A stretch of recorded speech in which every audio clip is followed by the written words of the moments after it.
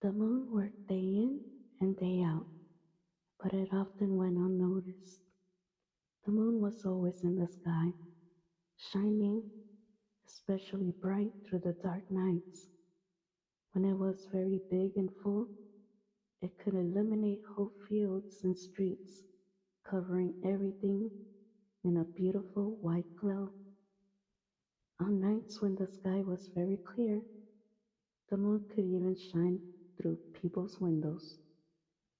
On those nights, everyone admired it for its size and splendor. During the day, the sun was always the center of attention. It was especially well liked by the inhabitants of Earth for its warm rays. On summer days, the moon had to wait much longer for the sun to finally set, and thick clouds often blocked the moon's view of Earth.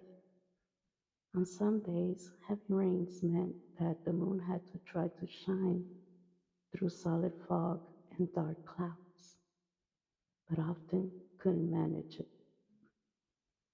On those days, the moon, especially discouraged.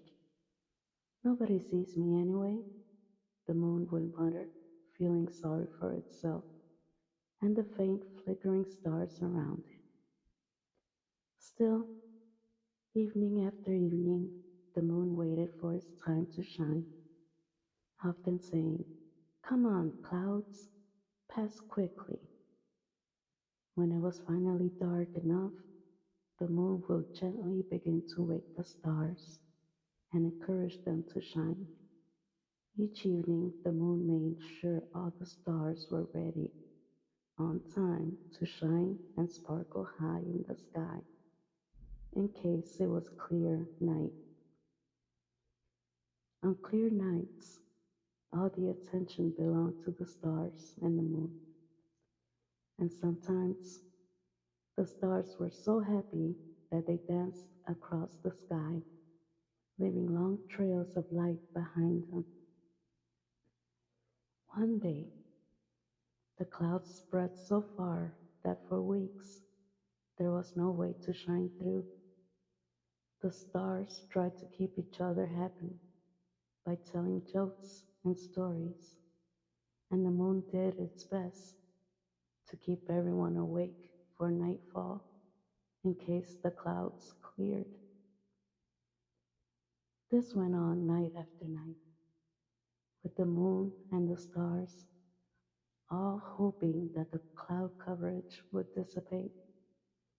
Of course, they all wanted to be prepared to shine brightly as possible when it did, but the clouds did not move. Eventually, the moon became very tired. One evening, it could not stay awake any longer. The stars also fell asleep, dreaming of clear nights when they were admired in the sky. The moon and the stars were in such deep sleep that none of them noticed when the cloud coverage broke. That day, the sun stayed out late and colored the sky with the most beautiful reds and purples. But something wasn't right. When the sun was about to disappear, it noticed the sky was darker than usual. On evening like this, the moon usually can't wait to take over my position in the sky, the sun thought. Then the sun noticed that all the stars were missing too. I must find the moon before the inhabitants of Earth notice, thought the sun. But everyone, the sun asked, didn't know where the moon and the star had gone. And everywhere the sun looked, the moon wasn't there. The next few nights were the darkest anyone had ever seen. There wasn't a twinkle in the sky. The animals and people realized they had been taking the moon and the countless little stars for granted. They missed their glowing and glittering. The moon suddenly woke up from a dream that it had overslept, except it wasn't a dream.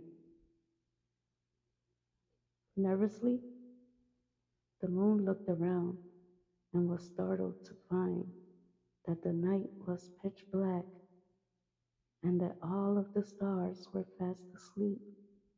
Right away, the moon set about gently waking each star. On earth, after many nights of darkness, the animals and people looked up to the sky in joy and marveled as each bright spot lit up in the dark sky, one after the other.